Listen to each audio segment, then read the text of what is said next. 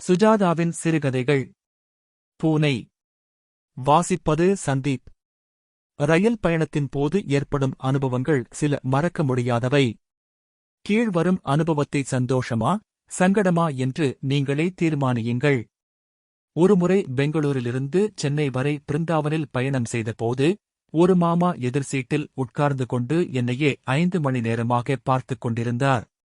நான் தாங்க முடியாமல் அரக்கோணம் தாண்டியதும் கேட்டை விட்டேன். உங்களுக்கு ஏதாவது பேசணுமா?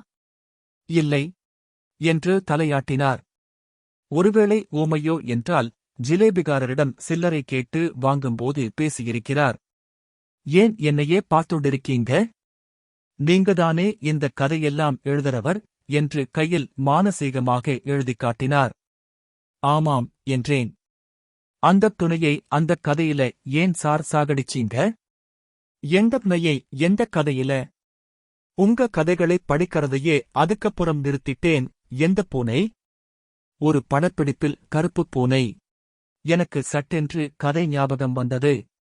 படப்பிடிப்புக்காக எடுத்துச் சென்ற பயிற்சி பெற்ற பூனை வில்லனை பிராண்டி விடுவதால் அதன் ஓனர் அதை வேண்டாம், நீங்கள் படித்திருந்தால் தல் 0468.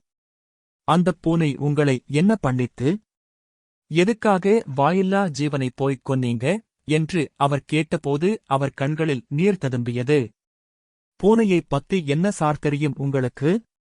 எத்தனை பில்லியன் வருஷங்களா அது மனிதனோட வாழறது தெரியுமா? கிளியோபாட்ரா காலத்தில் அதை தெய்வமா மதிச்சாங்க. எத்தனை வருஷமானாலும் ஒரு பூனையால மனிதனைச் சாராமல் வாழ முடியும் தெரியுமா?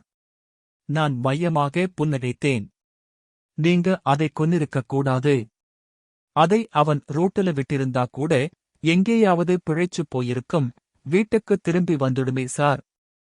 அதை விட்டு சுவத்துல சொல்லவே கூச்சமா இருக்கு. கிராதகன் சார் நீங்க. 5 மணி நேரமா உங்களை என்ன பிராயச்சித்தம் பண்ண வைக்கலாம்னு யோசிச்சுண்டிருந்தேன். நீங்க உங்க கதையில பூனையை ஒரு அதிர்ச்சிக்காக கொன்னிருக்கீங்க. எங்காத்துல 8 துணையை வளர்த்தவன் நான். எவனும் அப்படி செய்ய மாட்டான். தனது மஞ்சள் பையில் கைவிட்டு எதையோ ஆராய்ந்தார். எனக்குத் திக்கின்றது. ஆயுதம் தேடுகிறாரா என்ன? சாரி. நான் பல கதைகளில் பல மிருகங்களைக் காப்பாற்றியிருக்கிறேன். எனக்கு மிருகங்கள்னா பிரியம். இந்தக் கதையில் அவனுடைய ஆத்திரத்தின் வெளிப்பாடாவது உள்பாடாவது அவர் சமாதானமாகவில்லை.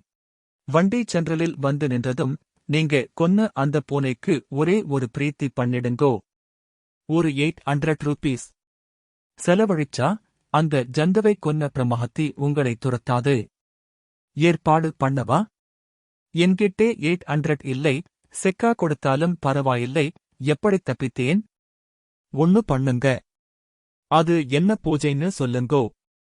எனக்கு தெரிஞ்ச வாத்தியாரை வெச்சுண்டு பண்ணிடுறேன். அவர் என்னை கடைசி வரை சபித்துக் கொண்டுதான் சென்றார். அதிலிருந்து கதைகளில் நான் பூனைகளைக் கொல்வதில்லை. இந்த வாசிப்பை கேட்டதற்கு நன்றி.